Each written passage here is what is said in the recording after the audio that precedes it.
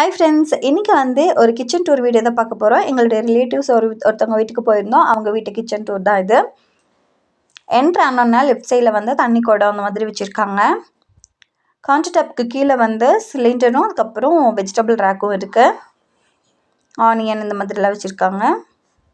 Counter டாப்பில் ஒரே ஒரு இண்டக்ஷன் ஸ்டவ், அதுக்கப்புறம் கேஸ் அடுப்பு, இது மட்டும்தான் இருக்குது. ஏன்னா இவங்களது ரொம்பவே குட்டியான கவுண்டர் டாப். இதில் எடுத்து அடிக்கிற மாதிரி எந்த திங்ஸும் வைக்க முடியாது. ஸோ லைட்டரெல்லாம் இதில் ஹேங் பண்ணியிருக்காங்க. கரண்டி ஸ்டாண்டு, கரண்டி ஹூக் பண்ணி வச்சுருக்காங்க இதில். அப்புறம் இது விறகடுப்பு பாருங்கள், ரொம்ப ட்ரெடிஷ்னலான விறகடுப்பு. விறகுல இந்த மாதிரி சைடில் வச்சுட்டோம் அப்படின்னா, ஈரமாக இருக்கும்போது விறகுல எடுத்துகிட்டு வச்சோம் அப்படின்னா கொஞ்சம் நல்லா ஹீட்டாக இருக்கும். அப்புறம் விறகு பற்ற வைக்கிறதுக்கும் நல்லா ஈஸியாக இருக்கும் இல்லையா, அதனால் அப்படி வச்சுருக்காங்க. இந்த அடுப்புக்கு மேலே ஒரு குட்டி இடம் இருக்குது. அதில் உப்பு டப்பா அந்த மாதிரி ஆயில் ஐட்டம்ஸ் எல்லாம் வச்சுருக்காங்க.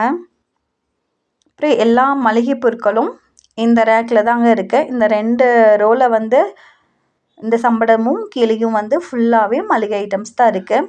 அரிசி, மாவு அந்த மாதிரி எல்லா ஐட்டம்ஸும் இந்த 2 இடத்துலையே ஃபுல்லாகவே வச்சுருக்காங்க. எடுக்கிறதுக்கு கொஞ்சம் ஈஸியாக இருக்கும், கிளாரிஃபை பண்ணுறதுக்கு கொஞ்சம் ஈஸியாக இருக்கும்.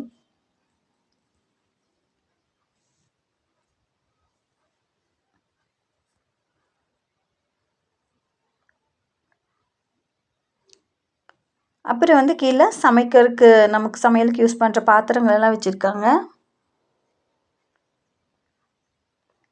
எக்ஸ்ட்ரா எந்த திங்ஸுமே போட்டு டம்ப் பண்ணாமல் நமக்கு யூஸ் பண்ணுற அளவுக்கு மட்டும்தான் வச்சுருக்காங்க. கீழே கிச்சனுக்குள்ளேயே உட்காந்து சாப்பிட்ருக்கான ஒரு குட்டி சேர் தான் அது.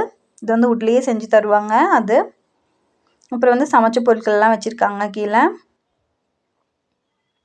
ஸோ இந்த கிச்சன் ஓவர்வியூ பார்த்துக்கோங்க. இந்த சேனல் பிடிச்சிருந்தா மறக்காமல் இந்த வீடியோக்கு ஒரு லைக் போடுங்க. சேனலுக்கு சப்ஸ்கிரைப் பண்ணுங்கள். தேங்க்யூ.